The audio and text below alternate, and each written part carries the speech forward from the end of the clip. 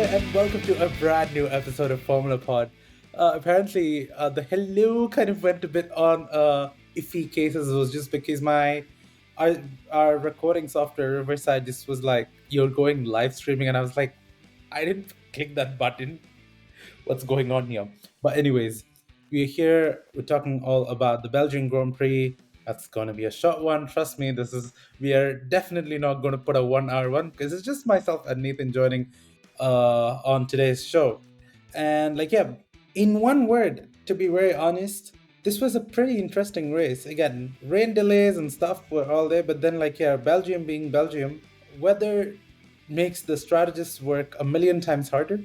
I'll just keep it there, but I will kind of go deep dive into the entire race. But like, yeah, let's hear from Nathan in terms of how he felt with the race. Oh man, I think like Arjun said, it's a bit of an interesting one, right? But as a Ferrari fan, I think I'm the most happiest, and I think all the Ferrari fans around the world Of will course, be the most happiest, and all the Lewis Hamilton fans around the world will be also very delighted. I think as much as I wanna dwell on the fact that we had the rain delay and things like that, I want to talk about the race as it is, and I really think that it was a decent race. I've heard a lot of people talk about how this was boring, and it was only like a lap 2 or lap 3 kind of interesting. It was only 3 laps that was interesting, which is I found that very weird. I don't understand that point of view. But look, I think it was brilliant. You had like the classic wet to dry race.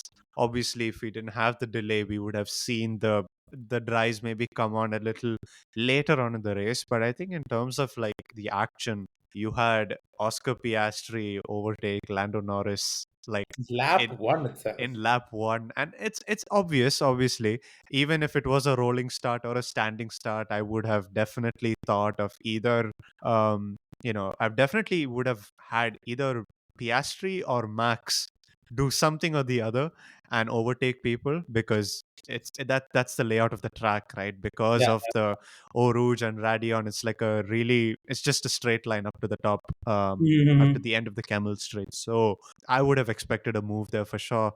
And then, after all the pit stops happened, I think we did have some tactical geniuses as well. If talking about Ferrari and Lewis My Hamilton, God, and they my got it God, right. trust me. I actually, when I saw the first pit stop happen, I was like, oh God, please don't ruin this guy's race. Seriously. And then Yeah. because Lewis was the first car that went in slicks, and I'm like, okay, let these guys don't screw up with his race. And with Lewis again, he last year he was the winner for the Belgian Grand Prix. So and he has won it a couple of times. So it's not that he doesn't know the track and all those. He's very well versed with the track, and he knows probably like in terms of like which areas not to get that slicks go through on the Yeah. track which were wet. And like, yeah, it was all over. What do you call I'll say I have to give it to Ferrari. Again, we make fun of them for not doing strategy right, not doing things right, but this one, masterclass. Yeah. Gotta give it to them, masterclass.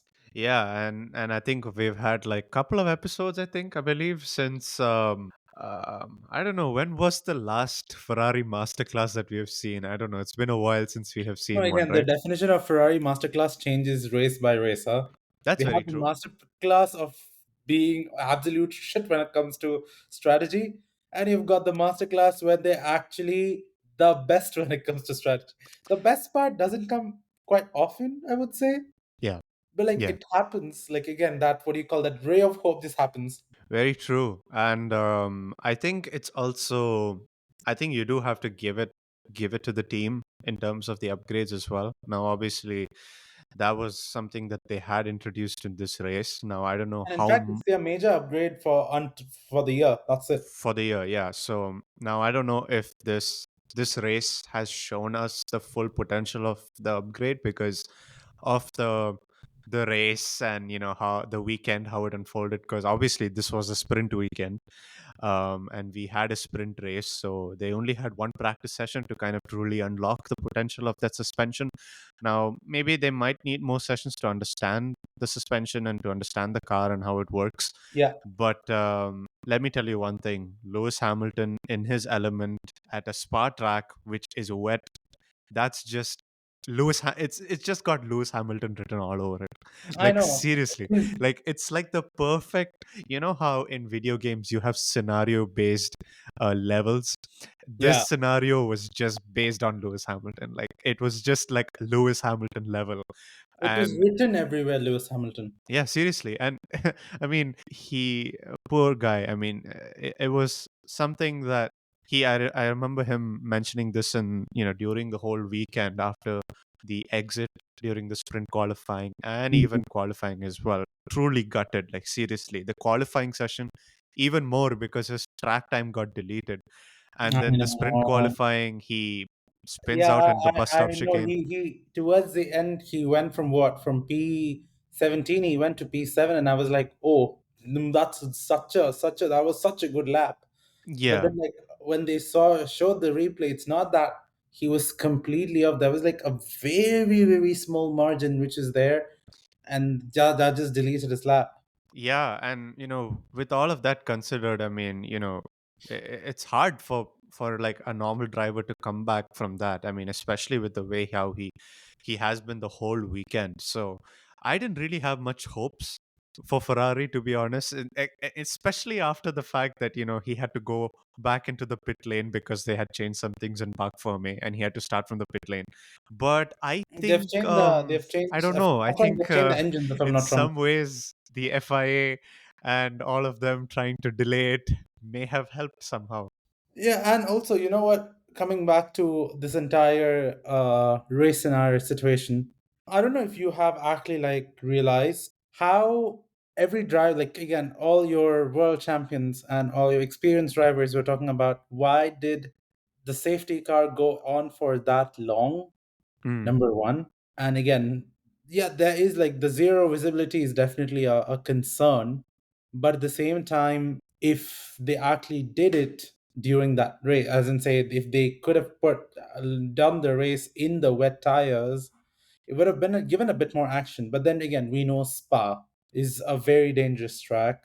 yeah. In fact, no, not to scare people, but then like Spa actually has killed a couple of drivers, especially down the Eau Rouge. Up Eau Rouge to Radion, basically. Exactly, up Eau Yeah. Rouge to Radion. It's just that that particular track part, if it's not carefully kind of treated well, you're up for some very insane, dangerous accidents coming your way. In fact, every year, Pierre Gasly does this thing where he does a run on the track for Antoine Hubert, if I'm not wrong. Yeah. Yeah. So every year he does that in just in memory for him. So it's just that you have to realize that again, this is one of those tracks. It's a long track, different combination or different characteristics you end up getting, but then it's just that it is equally dangerous. So you got to give it at the end of the day, you know. Moving on, it was actually the first Red Bull race without Christian Horner in its entirety. Yeah. It was. It was very weird seeing Laurent Mekies, with the Red Bull, with the Red Bull attire. Because I've seen him obviously with the V Carb attire, but before that he was part of the Ferrari team. So for him to go from Ferrari, then all the way to V Carb, and then now to Red Bull is just mind boggling. It's really funny. No, absolutely. In fact, you know, it was like Lauren McKees has been in 5 teams. I think Yeah. he was part of Benetton. He was part of, I forgot which was the team in between.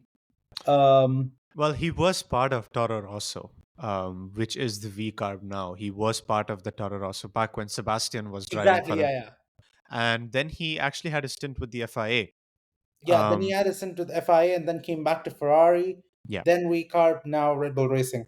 yeah. So it was kind of weird not having Christian Horner.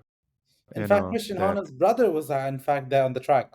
Yeah, that was that was funny. What was his name? Guy, right? Yeah, Guy, Guy. Guy, Guy Horner. Guy Horner, Guy Horner. I don't know how to say it, but Was there, but then it was a bit, it was a bit funny, and it was same thing, was a bit weird. But um, I just kind of want to kind of come back to the conversation of this wet racing. Nathan, what do you think? Like, did the decision which FI took to kind of delay the race and kind of take their own sweet time and then do the race and then make them go for please like 4 or 5 laps behind the safety car, was that right or not? ooh, I'm gonna give you a very diplomatic answer. Of course, Nathan, you're known for that. I'm gonna give a very diplomatic answer because I truly understand the two sides of of the argument. Hmm. One being safety, which is very important, especially because it's a track like Spa, Yeah. where you do have Eau Rouge and Radion, and if you had driven it from lap one with a lot of standing water on track, I think maybe at that part of the track was very wet. Let's be honest. It was only sector 2 probably that was pretty dry, and sector 3 Mhm. was also pretty much a Pretty bit much damp in that okay spot. So in that it's okay not that spot. they cannot go complete on wets, but Yeah. at the same time, Oh the, no, absolutely not. I really think Sector 2 was bone dry. Like, I think if you had put on the wets in Sector 2, I think people would have at Puhon corner, all the everyone would have just tires, gone right? dry. Everyone wouldn't have taken the apex. They would have just gone straight on and hit the wall. I am so sure about that. The bus stop chicane, right? Yeah. I mean, look, in terms of safety, I think it was a good call. But I also do agree to the fact that they did do maybe a lot of laps. Maybe one or two was more than enough, and we could have gotten racing. But then again, in hindsight, you never know.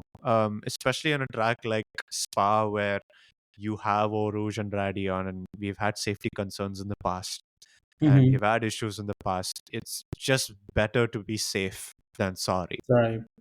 And I do believe that having safety in Formula One is definitely very important.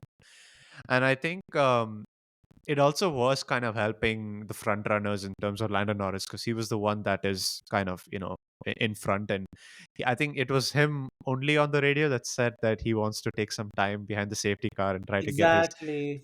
That No, but was also. he's having clean air, right? It's not that anything is obstructing his view. That's true. Yeah, I think he did. I don't think he was that very. He was very confident in those wet restart conditions. I'm not too Yeah. sure why he was not, because I think if anything, obviously in all the other tracks, I guess having or being in front in the rain is a good advantage. Yeah. But because it's Spa and because you have that effect Oh, where the exactly. person behind, you're able to get a big slipstream all the way down to the end of the Camel Straight. I think that is why probably Lando had to just bide his time, get make sure that his tires were all warmed up and ready for the restart. But look, that kind of backfired because apparently his battery pack or his ERS package stopped regenerating for some reason. He used it all in the restart, which was actually very funny. And It felt a bit what do you call it's rookie mistake, right? yeah, pretty much a rookie mistake. I don't know. And And again, I'm pretty sure Oscar wouldn't have overtaken him down like up the hill to Radion. I'm pretty sure he would have waited until like he would have waited probably either the first turn hmm, or as we are going up Uru Rouge, like right before that. But then I'm pretty sure he wouldn't dare to kind of cross at or Uru Rouge. yeah, maybe. Or maybe he just used up the battery pack all the way to the end of the Camel Straight, and then he just But had then no he battery to again, keep up with him. clearly it was very, very, very, very evident that Oscar's like even when you go seeing in without DRS, Oscar was I think Oscar deployed like anything and everything and still bought the car back into power. Look, I mean, for me, I'm very close to saying it, but I don't want to say it. But I am very confident in Oscar Piastri. That's all I'm going to say. I mean, that restart itself just shows the caliber of driver that he is. I mean, you compare him to last year, and the last year, you see this trajectory. I think I've mentioned this before in a podcast where, you see levels of Oscar Piastri, Hmm. and now he has reached level 3 of, I don't know, probably 100 or 120 or whatever, how many ever levels Oscar Piastri has. Maybe we have to wait for, um, his I think let's domination to save end. some for the half year for our next episode in terms of rating drivers, because I have a pretty interesting bit though, because again, Oscar is definitely the world champion material, and I'm very sure he's going to nail it this year. Yeah. I Oh. pretty much feel it. Oh. Okay. I didn't say anything. Arjun I said said it. it. Arjun said I it. said it. I'm not going to call it. I'm not going to call it, right? But No, no, of course. Oscar for sure has definitely he has impressed me. He's always impressed me. I've always loved his character and the way he is on track and the way he is off track as well, and the way he kind of managed that whole race is Yeah. unbelievable. No, no, absolutely. Because he has done what again. I personally feel that again with Max. Max is always what you call, oh, Max has got the hype around him. With Oscar or with McLaren, as a matter of fact, the hype is with Lando. But then Lando is not doing anything. It's more like Oscar is doing everything. Yeah. Um. I'll not say Lando is not doing anything. Lando is doing, but it's just that he's not living up to his hype.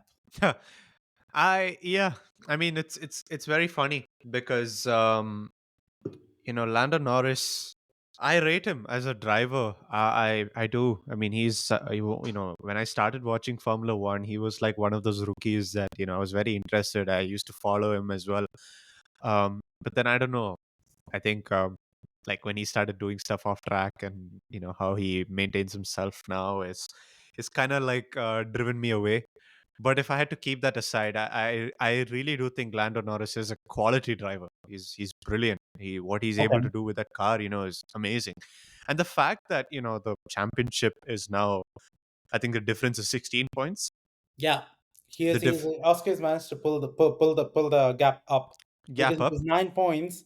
Yeah. From nine has brought it up to 16. I mean, the very fact that it's still within or still less than, first place points, you need 25 to win a race. The Hmm. fact that the gap is below that, it's like 16, is a big testament to Lando Norris's racecraft as well. I mean, let's not forget that these both have the same number of podiums. Obviously, they have, they have the fastest car in, in this year for sure.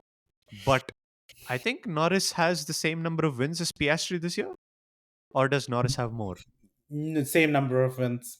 They have the same number of wins. Yeah, So look at that. I mean, he's able to keep it up there. And obviously, it's obviously down to the car for sure. But to be able to keep it that tight, I don't think Lewis Hamilton and Valtteri Bottas had that much of a gap.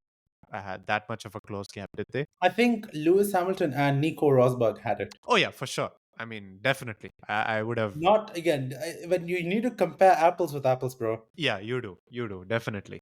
I'm not saying that Valtteri Bottas is not championship material. I mean, let's No, not forget. Valtteri is, of course, Valtteri Yeah. is, but then at the same time, the one thing I felt say with Valtteri as well as with Sergio, they are really good number two drivers. I gotta say it. Because Yeah. Valtteri complemented Lewis's position very well at Mercedes. Yeah. Yeah. So it's just that in a way it kind of helped Lewis to kind of ace well, Mercedes to ace well. But then now, if we're looking at Mercedes right now, we don't know what is the number one and number two case. Yeah. The case at Mercedes is, it's very. They're in their own, what do you say, in their own batch of conundrum, Yeah. which is there. Yeah. It's weird at Mercedes. I have no idea. I mean, maybe it's the Max Verstappen rumors, but I think now that's kind of subsided as Um, expected, as I called it. Like that it's. he's not going to Mercedes. I'm pretty sure he's not. I still think he's not. Um, I really think so. Anyway, we've already talked about that, but let me just get back to just one more thing about Oscar Yeah, Piastri and Lando Norris is that if Oscar, and this is my opinion, if Oscar somehow manages to beat Lando Norris and wins the World Drivers' Championship, if he does, I will definitely count that as two world championships and not one. And the reason why is just purely experience. Look, Okay. Lando Norris has been in the sport since 2019. He has been through one regulation change. Like, that's how long he has been in Formula One for. He has been through that much, and he's gained that much of experience. Mm-hmm. And he's been also at the same time been with that same team since 2019.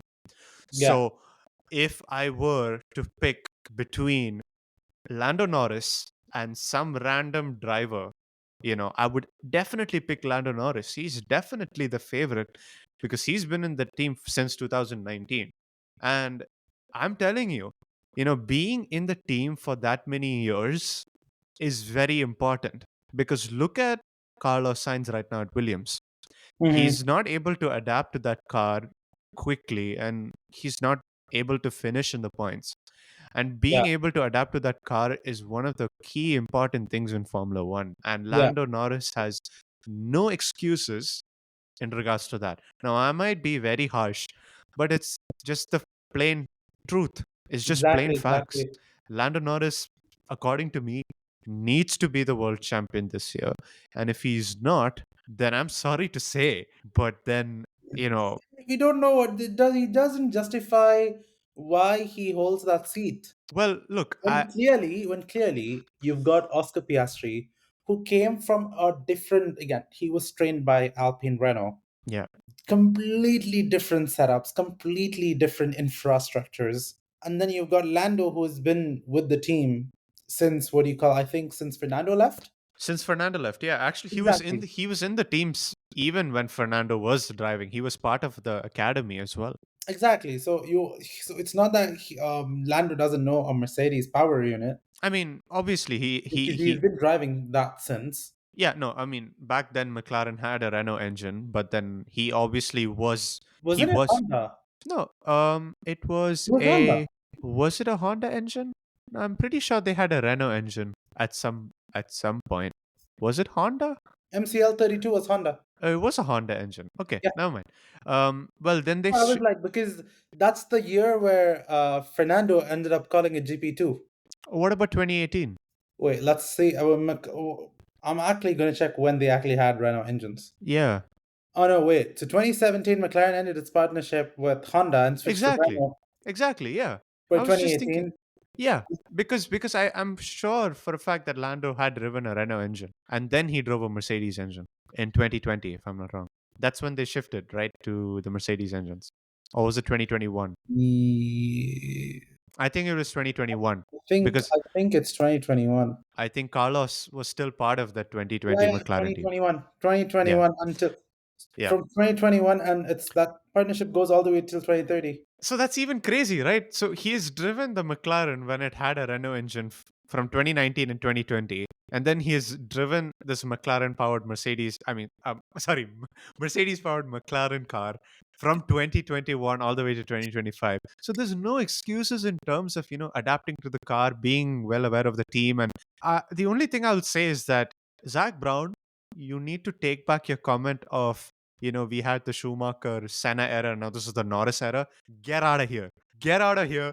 Don't say Norris and say Piastri if Piastri ends up winning this year.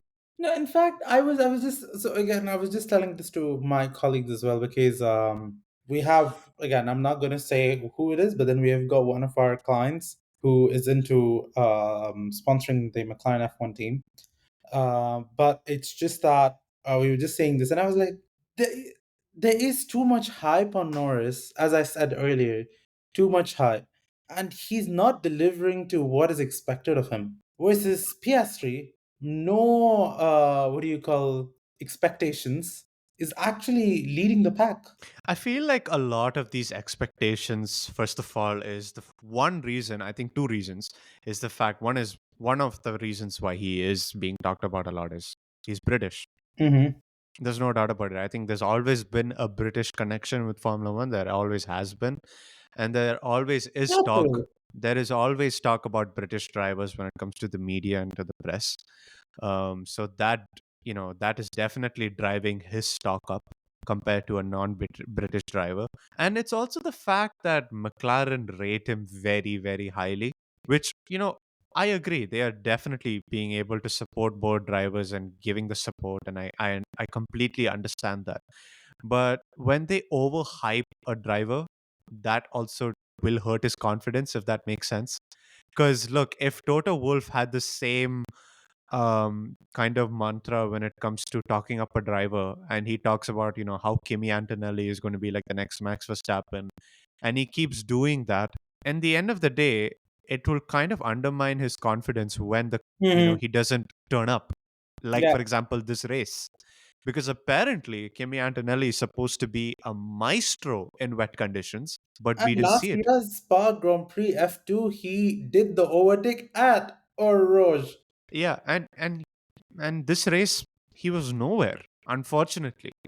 And well, that is obviously down to qualifying, and that's definitely there for sure.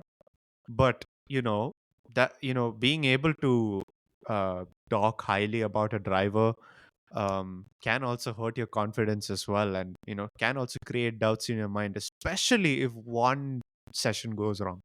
Yeah. No, no, absolutely. In fact, I felt, see, with Mercedes themselves, it was not a very good weekend for them. Even George itself, in fact, I even saw that post where Lewis Hamilton went down to Mercedes motorhome and was consoling Kimi, Yeah, saying that, okay, this is like this is life, this is Formula One. yeah, Get your get your act up together properly. But it's he didn't say it about that one, but like yeah, just kind of he consoled and kind of told that's fine, usual stuff. And his 18. Come on, we cannot give so much expectations to him.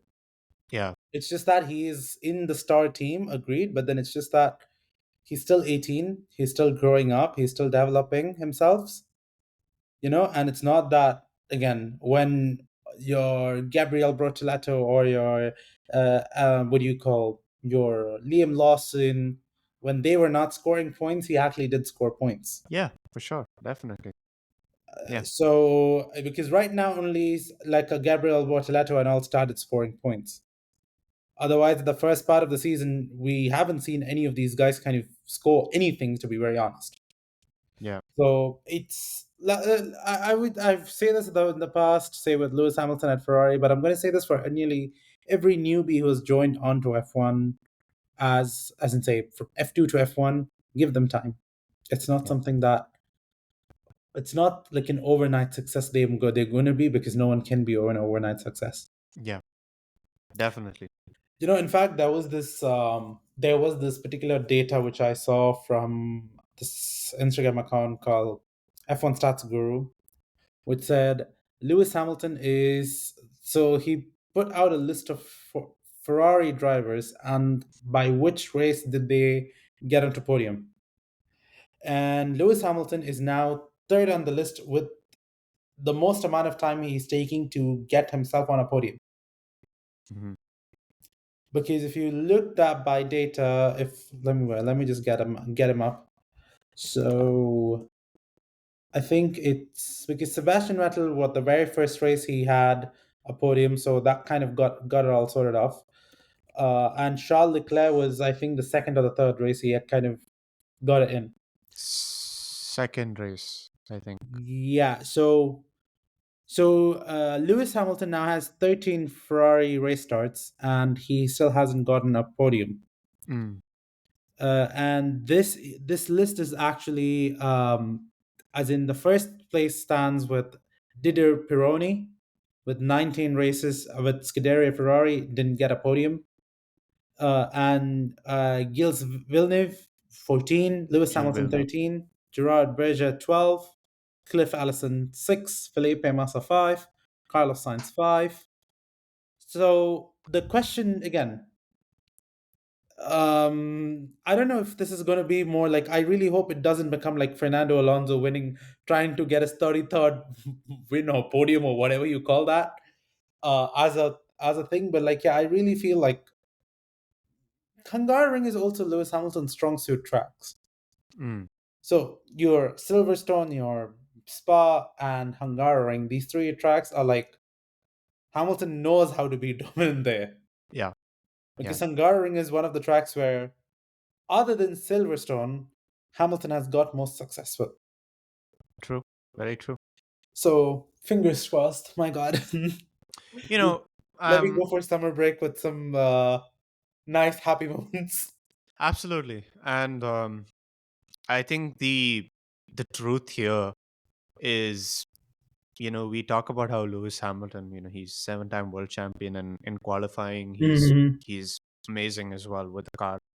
But in these past few races, apart from I think Silverstone, Charles has outqualified him multiple times.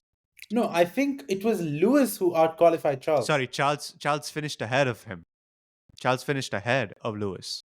All those all No, no, those no. I times. think for Silverstone, Yeah, Lewis finished ahead of Charles. I'm saying in these past five races, Arjun. Of 5 races. Apart from Silverstone, Charles is very well finished ahead of him, and I think that coupled with his qualifying, it needs to just get sorted out No, but because then you see, he is very consistent. He manages to put himself into that P4, P5 positions. yeah, So it's not that he cannot do, he is doing it. But then, as said, we need to give. I know it's 12. We finished 13 races for the season.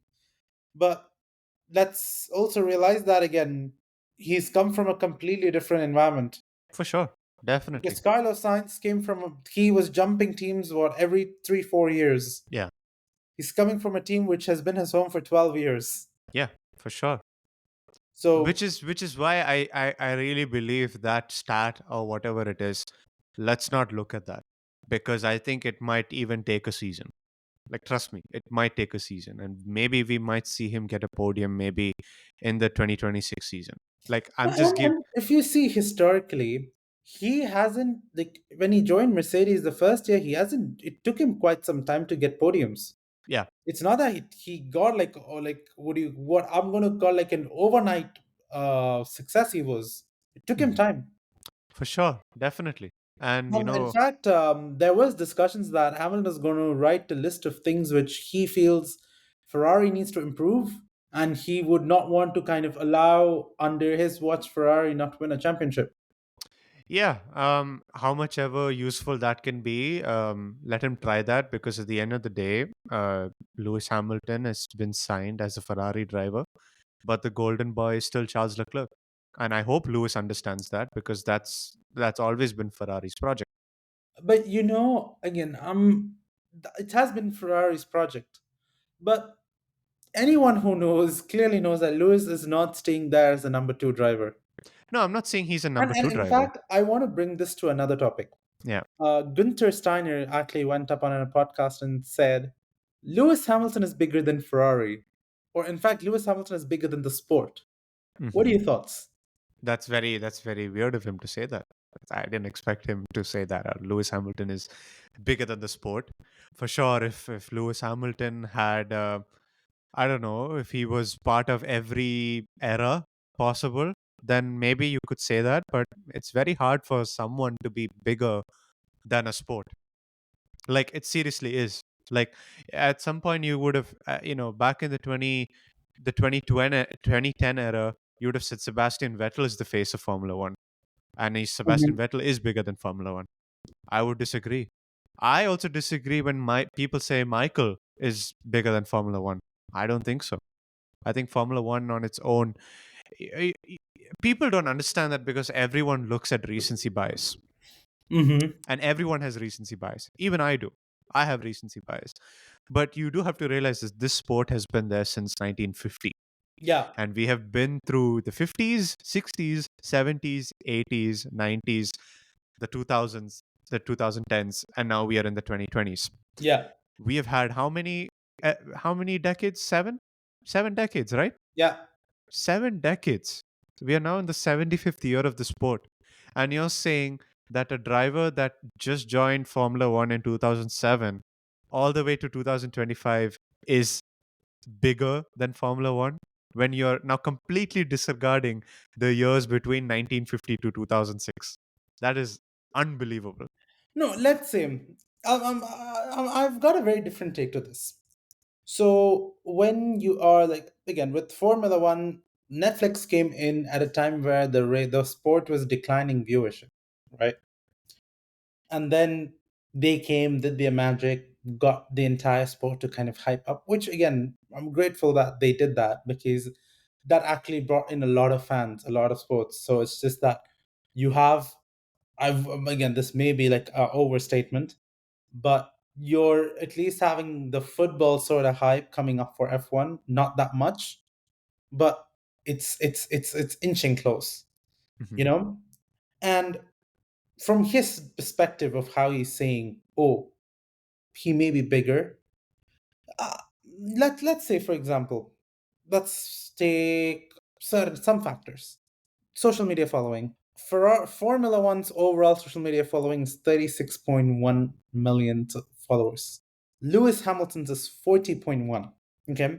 Okay. And and again, I did watch that full interview where Gunter was saying, and Gunter was like, with Max always focused on the racing. And Max, whatever Max does, he speaks on the track. He gets it. He's a four-time world champion. That means he has got nothing to prove anymore. In Lewis's case, he's a seven-time world champion. Again, it's not that he's got anything to prove. It's just that he wanted to get his eighth fair and square. Hmm. That is the only thing. To which Ferrari is probably going to help him get that. God knows. If that happens, well and great. You are happy. I'm happy. If not, we'll still say this is. We'll still go next year and be like, okay, this is Ferrari's year. This is going Hmm. to be what it is. Yeah. And it's just that what do you call Formula One as a sport, as Mihir always says, it's a business. Lewis Hamilton as a person, again, I'm not saying he's not a business. He himself is one product which can be marketed in different ways, Absolutely. Absolutely. you know? Yeah. So I for a moment, like, again, I have like a 50-50 basis in terms of what he said, Hmm. in terms of, oh, he may be bigger than the sport. It can be the case. Yeah. I mean, if you're looking of things outside the track. Yeah, like, say, okay, let me ask this. Which out of the 10 or 11 teams, including Cadillac, if Lewis Hamilton is open for a seat, obviously every team is going to hunt for him Yeah. who For can sure. afford him. Yeah. Definitely. Because he comes with a bigger paycheck, because he's a world champ, seven-time world champion. Hmm. So no, it's not the case with all drivers. Again, Verstappen will get it for sure, because, again, world champion. Hmm. Oscar Piastri, again, I don't know if my prediction comes right, he will become the world champion. If my prediction is right. Hmm. If not, we can. I'm gonna go on record. I will shave this off again. Not a problem. I will do it. He's doing it again, guys. I will do it. Last to I will last year, do it it. was Logan Sargent getting a point. This year, Yogi Charge didn't get a point, so I he didn't have did. to shave my hair. But the stakes are higher this time. The stakes No, are Oscar much higher. Piastri. No, again, I'm having my full confidence on Oscar Piastri. That's great. That's unbelievable. That's amazing. Again, I wouldn't even, again, at this rate, I wouldn't mind if Ferrari and McLaren are going for a close battle fight, Yeah, which is very unrealistic of me very thinking it, unrealistic. Very unrealistic. because you see, like, it's two 516 versus 248, Yeah, and we yeah, have like double the points they need to make, yeah. and God knows what's going to happen on that side. But like, let's say fingers crossed. But like, yeah, just want to kind of touch base on Alex Albon. He, again, I know for the past couple of races, Williams had such shitty races. Yeah, This one more I felt was a redemption ride. definitely. Like, And I, he increased the gap between Sauber and Williams. yeah, and I think I did mention this in the last podcast as well. I was getting very, very, very, um, it was very close with Sauber, even with Racing Bulls as well. Let's not count them out in that fight as well. I feel Racing Bulls with race there is the fight between Racing Bulls and Kick Sauber, because the only point gap difference is 2 points. Yeah, Versus Kick Sauber and Williams is at 70 yeah, and Kick Sauber is at 43. yeah. That's a But 23-point difference. let's not forget the fact that with the Racing Bulls, at least you can get two cars in the points. Even with Sauber, you could get two cars with the points.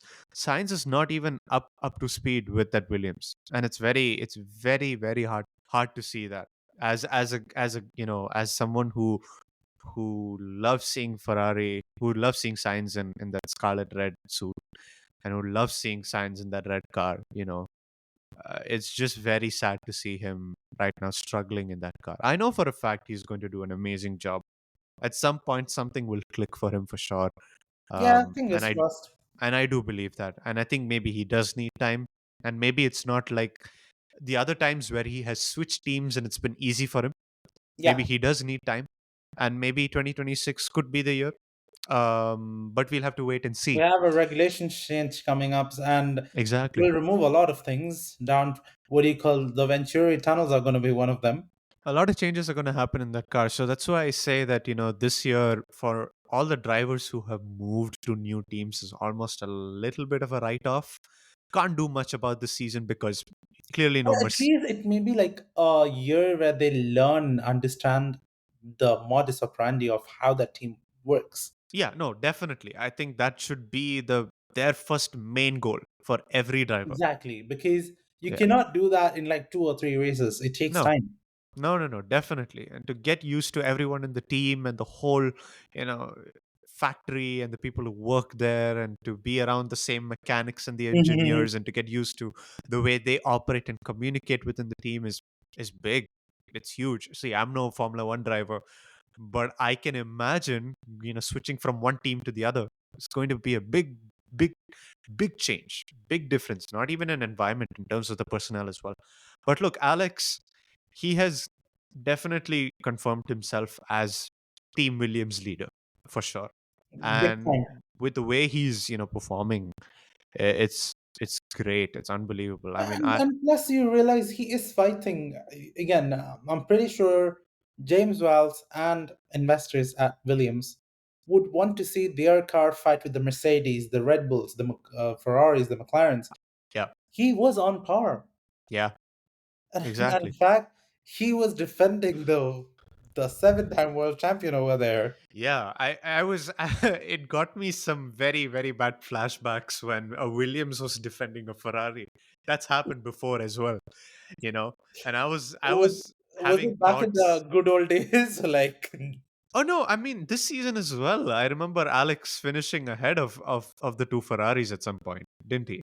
I'm I pretty think. sure. I'm pretty sure at some point he did. And I was very much in my depressed state and talking about, how Williams is going to finish ahead of Ferrari this year and it's going to be bad, but that's not going to happen. Oh yeah, it's in Miami. Yeah, in Miami. Yes, Yeah. correct. Exactly. That race. Let's not talk about Miami. Uh, let's not go there, shall we? But look, Alex is doing an amazing job. And it's not just Alex, it's a lot of these drivers who are in the midfield who have done such an amazing job. Yeah, like again, I don't know. Is it like people are going for summer, so it's just that teams are all hyping up power because Kick Sauber is the biggest example of it. They Yeah, were and just like they were sleeping, and then one fine day they're like, you know what, guys, time to what do you call? We need to wake up, get our asses up, and then get moving. you Which got know, them the podium last race, and now correct. they're still on points. Yeah, and they're keeping that point streak up from Austria as well. So good on them. Very good. I mean, Consistent on the performance. it's just great. Look, now that team is going to be Audi next season. So, look, I'm just so interested to see how this team shapes up next year. But look, I also do want to mention Gabriel Bortoleto. Big shout out to him because at the start of the year we all talked about how Kimi Antonelli was going to be Rookie of the Year, and then when the season progressed, now we lean towards Isaac Hadjar, and now in these last few couple of races, I think it's going to be Gabriel's time of the year to shine. So I don't know when it's going to be Liam's time or when it's going to be. I think Liam is not going to have a time like that. He's already had that time. He stole it from Daniel Ricciardo, and I think like that's their finish. Maybe Ollie Behrman can have his time. Maybe, who knows? Maybe, of course, because I know like the first couple of races, all he did have his sort of moments, Yeah, he did. especially like the races in China and all those where he was just like he passed and was waving hi to everyone. Yeah, No, I think Ollie has had his moments In as well. I mean, fact, he finished 11th. if someone wants their own time, I think Lance Stroll needs his own time. Yeah. And in fact, there has been conspiracies that it may people FIA is not going on the wet just because they don't want to see another Lance Stroll masterclass happening. No, it's funny because the comments that he had after Silverstone made me think, oh, he's this ruthless driver. He's talking ill about the Aston Martin. He's going to cook now. But I mean, I don't get Aston Martin. I feel like that whole team has become Lance Stroll. Like, let's just call it Lance Stroll. Let's not call it Aston Martin. They are Why? very consistent in being inconsistent. I'm telling you, that's what they are. No, why damage legacy brands team when it's clearly just centered on one guy? Yeah, exactly. Like how Ferrari is centered around Charles Leclerc and all of that. I think Aston Martin is definitely See, Project Stroll. Leclerc is a very marketable property. Yes. Yeah. What about Lance Trulovich? Strollovich. That's actually his full name. That's what? Yeah, Are you serious? yeah, I no have kidding. I have Google it, Google it, Google it. Wait a minute. What? There's no way. Check Lance Stroll's full name. Oh, come on. I I have not known this. I can't believe I have been talking ill about this guy. Not ill, but like I do joke obviously about Lance, right? He's an amazing guy for sure. I don't know him, but I bet he is. But the fact that his name is Strolovic is unbelievable, man. I think this is the best thing I've known today In or this fact, week. just FYI, he's part Canadian and part Belgian. Oh yes, he does have a Belgian connection. Max Verstappen Yes. has a Belgian connection as well. Even Norris, right? If I'm not wrong. No. I'm sure he has something. I remember Lando Norris having something related to Belgium. You know, Uh, he's like a proper white no, chap. Lando Norris does have Belgian roots. His mom, his mom is Belgian. What? Yeah, Oh, yeah. interesting. I knew that Lando Norris had Belgian roots. I just don't know how. Max had Belgian roots. He was Oh, born in Belgium. he holds a Belgian and British citizenship. Yeah, exactly. Yeah. No wonder the mom was there at the race. I think His Lando's mom mom is wasn't there there. at the race. Lando's mom has been there in every race, I think. Not Um, every race. I think for the past 2 to 3 races, yes, she's been on. yeah, she's been there more often than Piastri's mom. That's for sure. Yeah, and did you see that post where Piastri's mom put up with Yuki? I was Yo, like, damn. yo, that's crazy. I And, mean, and then after you've got like Vcar putting up, did Oscar see this picture? well, I mean, Oscar's mom, her favorite driver is Yuki Tsunoda, and to have that meetup is her dream come true. It's funny when her son is driving for McLaren, she goes to the Red Bull paddock and and meets her favorite driver. That's hilarious. Oh man, this has become like I saw that full video and it was quite interesting. Anyways, on that quite interesting episode and a short one for sure, because by standards we go always an hour plus, but we're now like in like the late 40s, so we're kind of in that good zone.